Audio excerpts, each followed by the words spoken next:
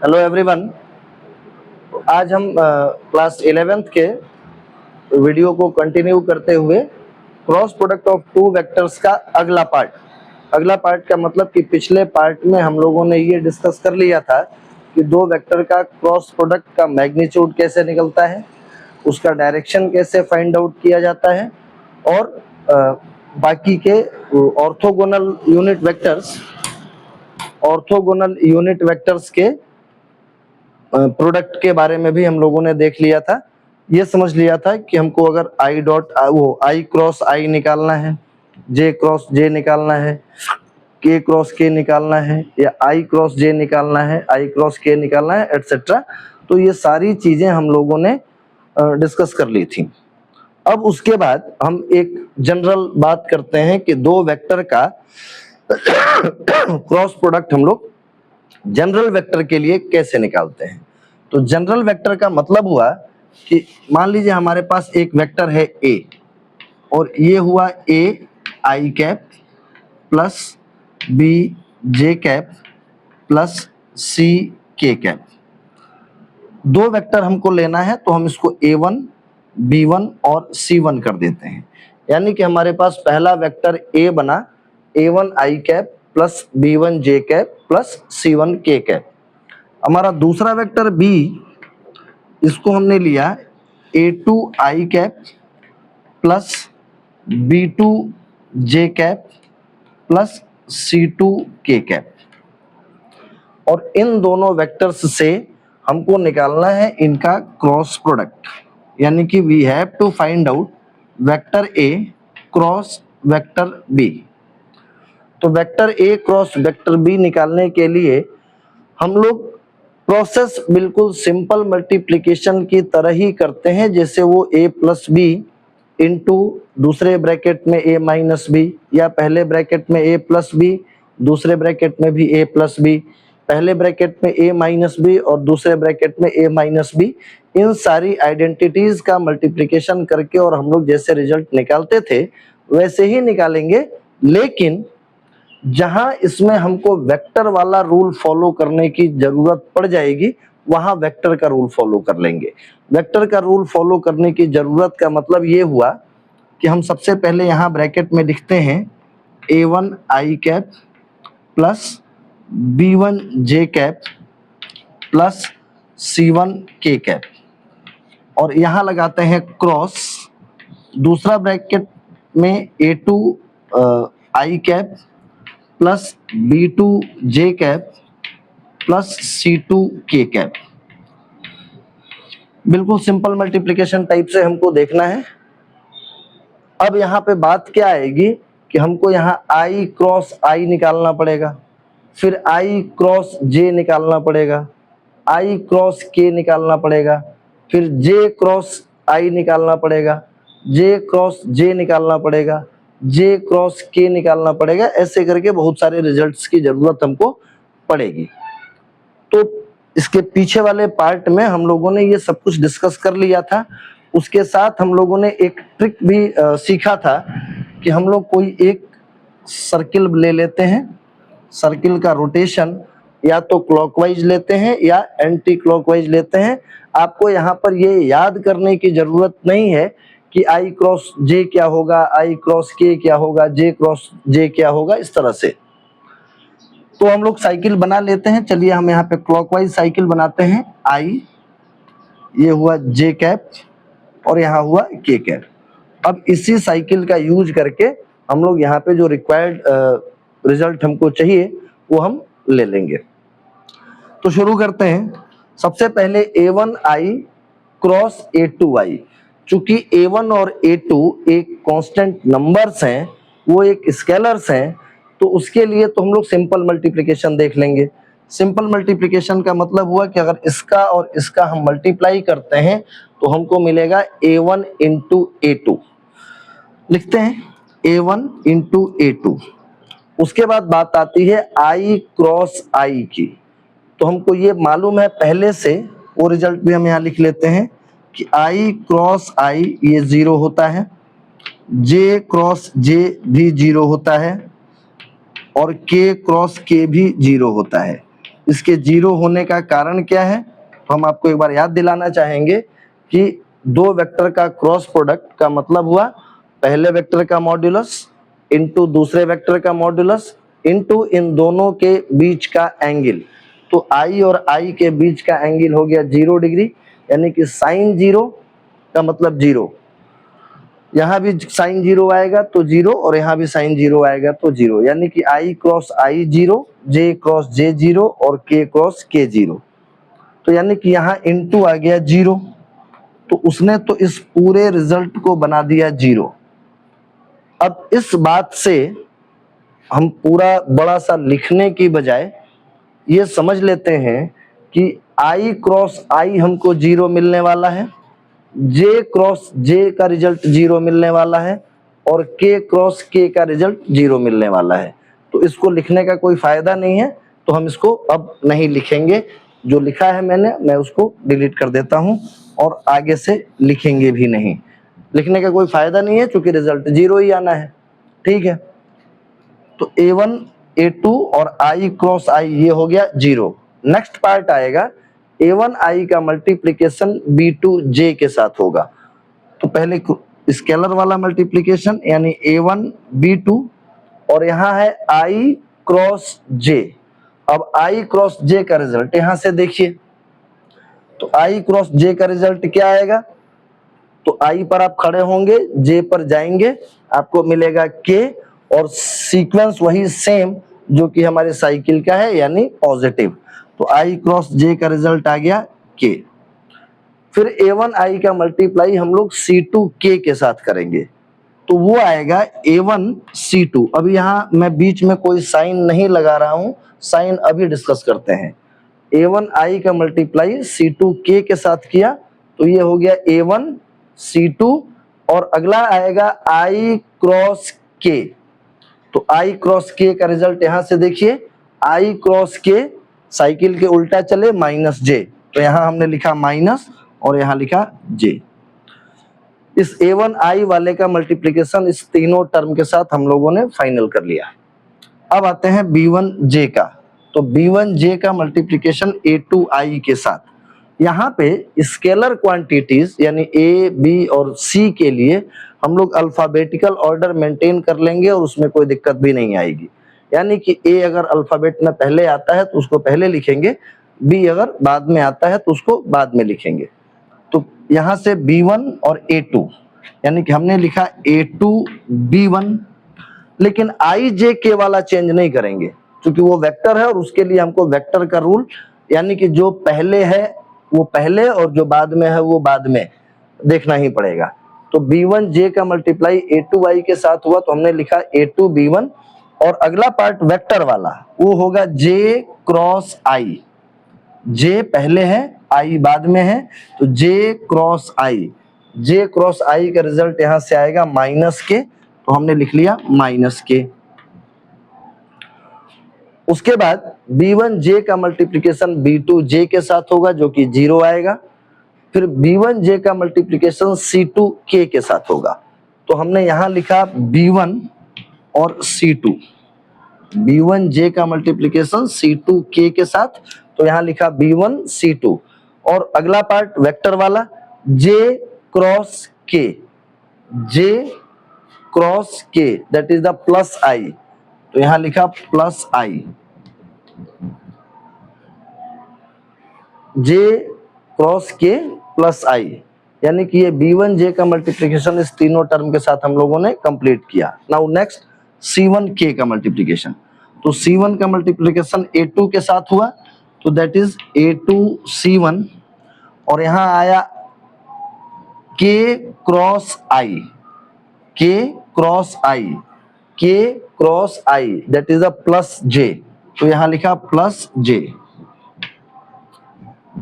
उसके बाद C1 K का मल्टीप्लिकेशन B2 J के साथ, इसका मतलब कि ये हुआ B2 C1 और K cross J, K cross J cycle के उल्टा चले that is the minus I, तो यहां लिखा minus I cap. C2 K का मल्टीप्लिकेशन C2 K के साथ यानी कि 0। तो हमारा ये रिजल्ट आया इन दोनों ब्रैकेट का मल्टीप्लिकेशन वेक्टर रूल के साथ करने पर। अब इसको थोड़ा सा हम रीअरेंज कर लेते हैं। रीअरेंज करने का मतलब है कि आई वाले टर्म को एक साथ, जे वाले टर्म्स को एक साथ और के वाले टर्म्स को एक साथ लिख लेते हैं। तो आप देखिए सबसे पहले आई कैप का मामला है, तो हमने यहाँ लिखा आई कैप।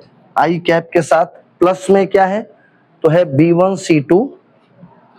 B1C2 और माइनस B2C1, ये हो गया B2C1। ये आई कैप के साथ हो गया।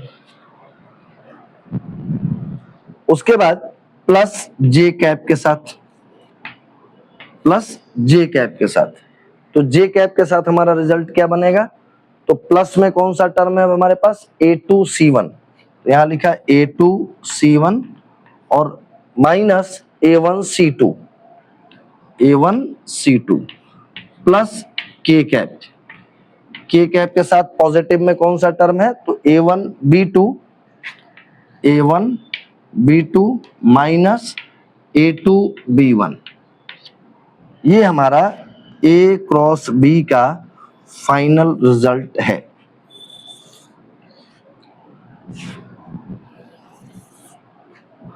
इस तरीके से हम लोग किसी दो वेक्टर का क्रॉस प्रोडक्ट निकाल सकते हैं, लेकिन ये तरीका थोड़ा सा लेंदी माना जाता है। थोड़ा ये लेंदी है कि पहले ये चार्ट बनाओ फिर ये रिजल्ट याद करो, ठीक है।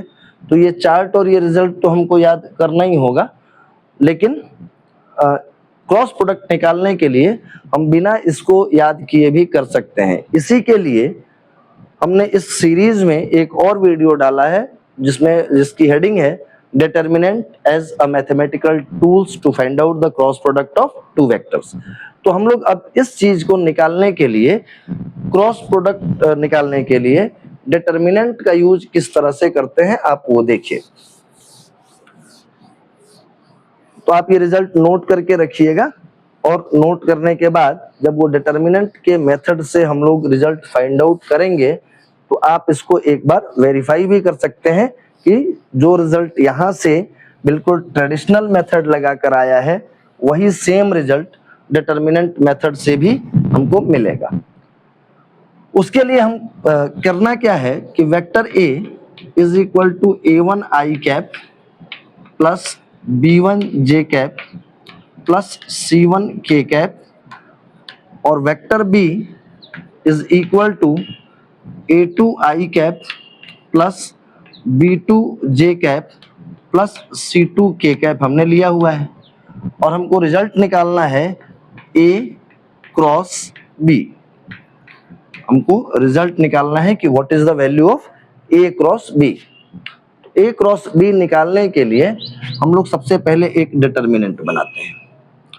उस डिटर्मिनेंट में वो 3 ऑर्डर 3 का डिटर्मिनेंट बनता है, वो 3 ऑर्डर 3 का ही डिटर्मिनेंट बनता है। और हमने सबसे पहले ऊपर लिखा I J K, ये सबसे पहली रो में I J और K कैप लिख दिया। अब उसके बाद यहाँ जो वेक्टर पहले लिखा है, अगर हमको A क्रॉस B निकालना है तो A पहले लिखा है, B बाद में लिखा है। अगर हमको B क्रॉस A निकालना होता तो B पहले लिखा होता, A बाद में लिखा होता।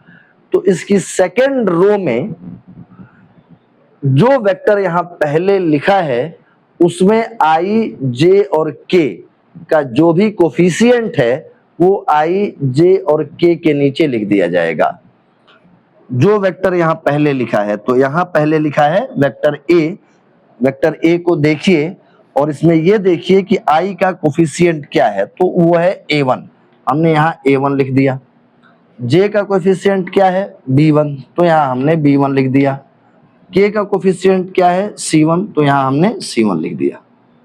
अगर हमको B क्रॉस A निकालना होता तो हम यहाँ A1, B1 और C1 की जगह पे A2, B2 और C2 लिखते। सेकेंड लाइन में जो सेकेंड वेक्टर लिखा है उसके कोफिशिएंट लिखे जाएंगे। तो जो सेकेंड वेक्टर लिखा है that is the A2, B2 और C2।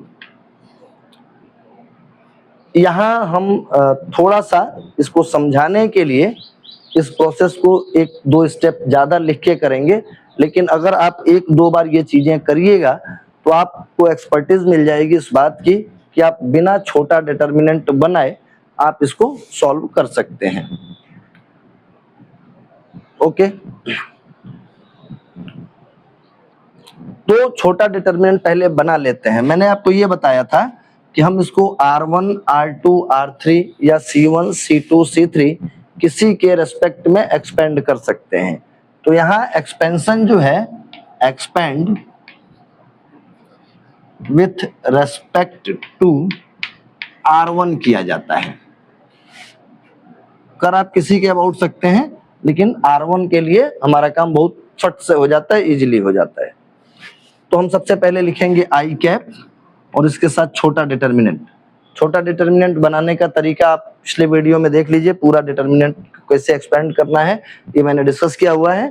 तो जिस रो में ये लिखा है और जिस कॉलम में लिखा है उसके मेंबर को छोड़ देंगे, बाकी मेंबर्स लिए जाएंगे, यानी B1, B2, C1, C2 minus हमने लिखा J कैप। ये R1 के रेस्पेक्ट में एक्सपेंड करने पर उसके जो मेंबर्स हैं वो अल्टरनेटिवली प्लस माइनस प्लस इस तरह से लिखे जाते हैं। तो माइनस J, अब हमको ये वाला रो नहीं लेना है और ये वाला कॉलम नहीं लेना है, ये रो नहीं लेना है और ये कॉलम नहीं लेना है, तो मेरे पास बचेगा A1, A2 और C1, C2। तो यहाँ हमारे पास बचा A1, A2, C1, C2 और प्लस का K, plus K cap, plus K cap के बाद छोटा डिटर्मिनेंट बनेगा। तो यानी ये कॉलम नहीं लेना है और ये वाला रो नहीं लेना है, तो हमारे पास बचा A1, A2, B1, B2, A1, A2, B1, B2। ये हमारा डिटर्मिनेंट एक्सपेंड कर गया। डिटर्मिनेंट के एक्सपेंड करने के बाद आगे मल्टीप्लिकेशन का प्रोसेस।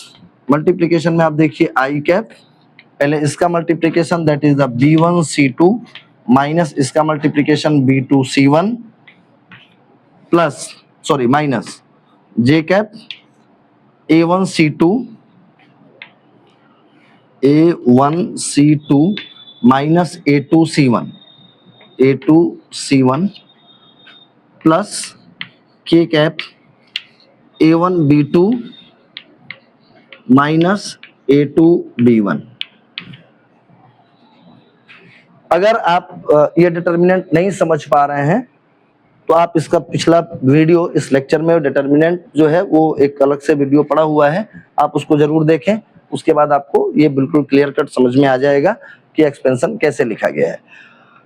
अब मैंने ये कहा था कि डिटर्मिनेंट एक्सपेंड करने के बाद जो हमारा रिजल्ट आएगा उस रिजल्ट को हम वेरीफाई करेंगे। तो आप वेरीफाई करेंगे तो आपको एक चीज थोड़ा सा मिसप्लेस्ड दिख रही है, वो ये दिख रही है कि हमने I, J और K इन तीनों के साथ प्लस साइन लिया हुआ था। उस वाले रिजल्ट में आप देखिएगा तो आपको दिखेगा कि I, J और K इन तीनों के साथ प्लस साइन था, जबकि यहाँ J के साथ माइनस साइन है। तो आई थिंक कि आप ये बात समझ रहे होंगे कि अगर इस ब्रैकेट से हम माइनस साइन कॉमन ले लें तो हमारे पास प्लस हो जाएगा, यानी कि आई cap B1 C2 minus B2 C1 और यहाँ हमने माइनस साइन बाहर ले लिया तो इसको प्लस बना दिया। ये हो गया J और ये हुआ A2 C1 minus A1 C2 और प्लस के तो बाकी सब प्लस में है ही, A1 B2 minus A2 B1। अब हमारा रिजल्ट जो है वो डिटर्मिनेंट के थ्रू एग्जैक्टली वही आया जो कि हमारा पिछले ट्रेडिशनल मेथड से आया था। अब अगर आप ये इतना बड़ा स्टेप जाना नहीं चाहते हैं, आप बोलेंगे सर लगभग ये उतना ही चला गया जितना पिछले ट्रेडिशनल मेथड में गया हुआ था, तो एक काम करते हैं, एक बार जरा आप हमारे साथ वो उसको सॉल्व करने की कोशिश करिए, इस डिटर्मिनेंट को बिना छोटा डिटर्मिनेंट बनाए। तो चलिए हम लोग R1 के रेस्पेक्ट में एक बार फिर एक्सपेंड करते हैं सीधे सीधे। तो ये पहला वाला लिया, यानी कि यहाँ लिखा I और सीधे अब आप दिमाग में ये चीजें जो यहाँ लिखी हुई है ना, आप इसको दिमाग में चलाइए। तो दिमाग में चलाइए तो हमारे पास ये बचेगा, यानी कि B1 C2 B1C2 माइनस ये B2C1, उसके बाद माइनस का जे छोड़ने के बाद ये बचेगा, ये C1 और C2 बचेगा। A1 का multiplication C2 minus A2 C1, यानी कि A1 C2 minus A2 C1, फिर प्लस का K बचेगा, K के बाद ये बचेगा A1 A2 B1 और B2, तो A1 का मल्टीप्लाई B2 के साथ, यानी A1 B2 minus A2 B1। जो रिजल्ट हम लोगों ने यहाँ निकाला था वही रिजल्ट हमको यहाँ भी मिल गया। तो यानी कि सीधे ये हमको अगर दो वेक्टर का क्रॉस प्रोडक्ट निकालना है तो आप सीधे डिटर्मिनेंट बनाइए और बिना ये बीच वाला इंटरमीडिएट स्टेप लिखे आप डायरेक्ट ये रिजल्ट लिख सकते हैं। आई होप कि आपको ये बात क्लियर हो गई होगी। चलिए एक क्वेश्चन देखते हैं इसी कॉन्सेप्ट पे। एक कोई भी जनरल सा दो वेक्टर लेते हैं और उसका क्रॉस प्रोडक्ट निकाल कर देखते हैं और उसके आगे एक चीज और सीखेंगे। क्रॉस प्रोडक्ट वाले पहले पार्ट में मैंने एक बात ये बताई थी कि जब भी हम लोग A क्रॉस B का डायरेक्शन निकालते हैं या B क्रॉस A का डायरेक्शन निकालते हैं, मान लीजिए कि हमारे पास एक वेक्टर यहाँ वेक्टर A दिया गया और यहाँ एक वेक्टर B दिया गया और हमको A क्रॉस B निकालना है। तो मैंने ये बताया था कि पहले वाले वेक्टर के डायरेक्शन में हम फिंगर रखेंगे, उसको दूसरे वाले के डायरेक्शन में मोड़ेंगे, तो हमारा ये परपेंडिकुलर थंब अगर इस बोर्ड के आउटवर्ड जा रहा है तो वो हमको क्रॉस प्रोडक्ट के रिजल्ट का डायरेक्शन देता है। B क्रॉस A निकालेंगे तो B की तरफ फिंगर रखेंगे, A की तरफ मोड़ेंगे, तो ये अंगूठा जो है वो बोर्ड के प्लेन के अंदर जा रहा है, that is also perpendicular to the vector A and vector B। यानी यहाँ इंपॉर्टेंट पॉइंट हमारा ये है कि the direction of result of cross product, the direction of result of cross product of two vectors, the direction of result of cross product of two vectors, cross product of two vectors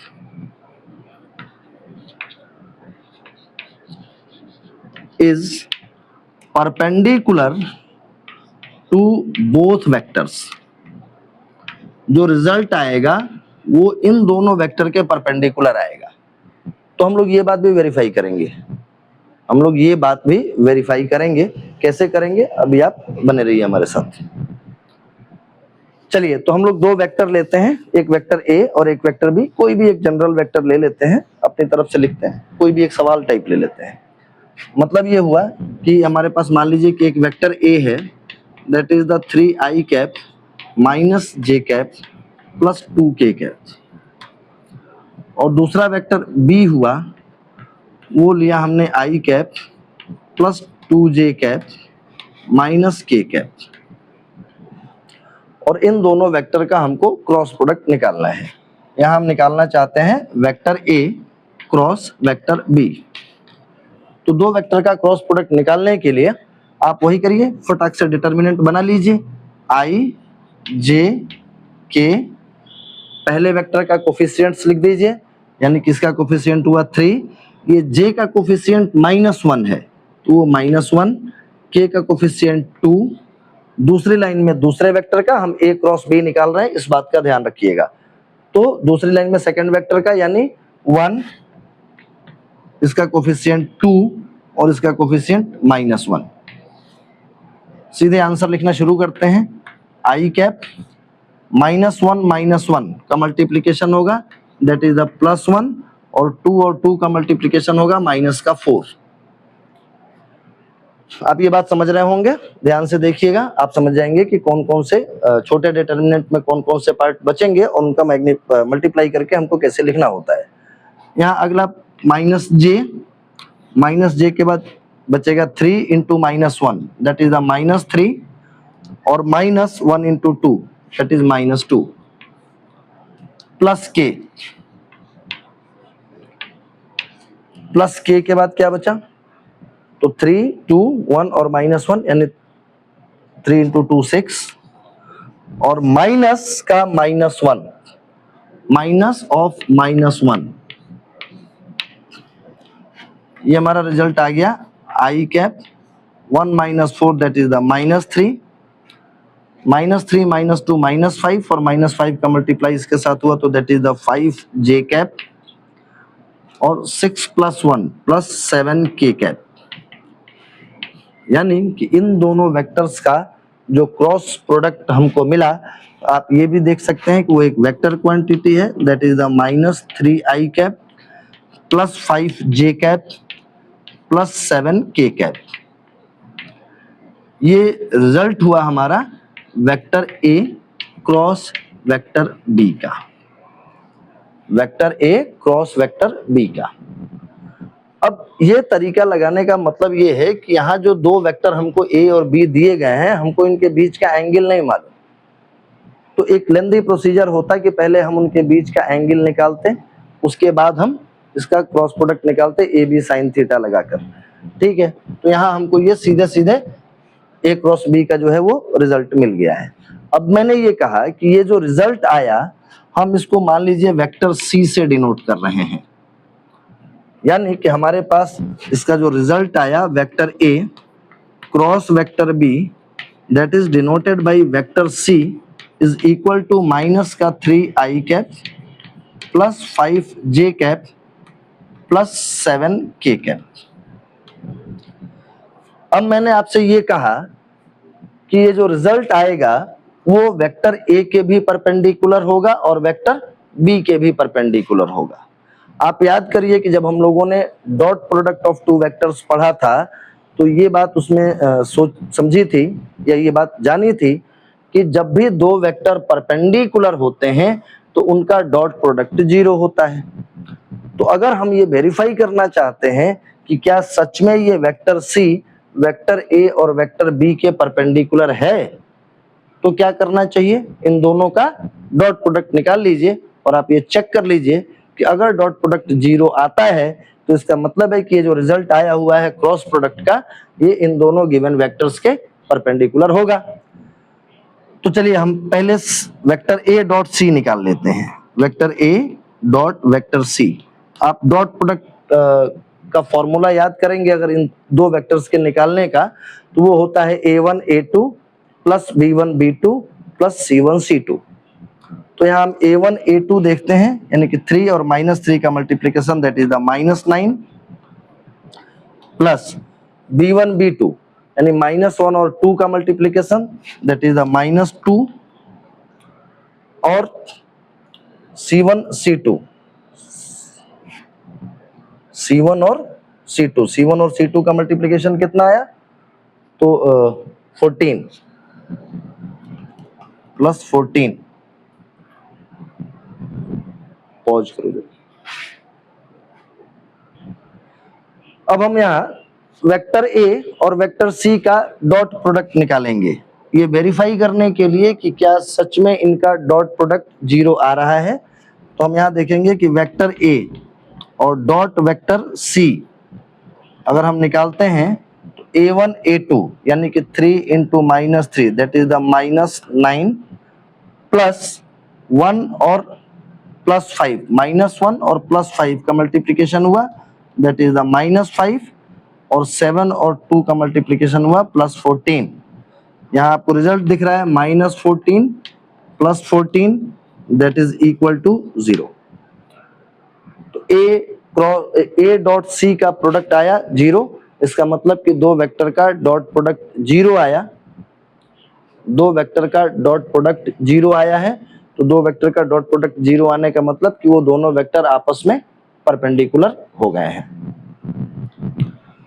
यहाँ एक छोटी सी mistake हुई थी, हमने यहाँ multiply करते समय थोड़ी सी नजर इधर उधर हो जाने के कारण -1 और 2 का मल्टीप्लाई करके मैंने पहले यहाँ पे 2 लिख दिया था, वो गलत हो गया था। तो यहाँ -1 चूंकि हमारा वेक्टर सी तो ये वाला है, थोड़ा सा ऊपर नीचे लिखने की वजह से मिस्टेक थी, तो आई होप कि आप ये बात समझ गए होंगे। -14 और +14 इक्वल टू 0। सिमिलरली हम ये भी चेक कर सकते हैं कि बी और सी का डॉट प्रोडक्ट भी देख लेते हैं। यहाँ देखते हैं vector B dot vector C, vector B का a1 a2 यानी 1 और -3 का मल्टीप्लिकेशन हुआ दैट इज द -3, 2 और 5 का मल्टीप्लिकेशन हुआ प्लस का 10 और 7 और -1 का मल्टीप्लिकेशन हुआ, that is the plus of -7। आप जरा इसको ऐड करिएगा तो दैट इज ऑल्सो 10 - 10 यानी इक्वल टू 0। तो यहाँ हमको ये दिख रहा है कि A.C भी 0 आया और B.C भी 0 आया। इट मीन्स कि this is a confirm result कि the cross product of two vectors is perpendicular to the both. ये है हमारा complete concept of cross product of two vectors. Thank you and that's all for today.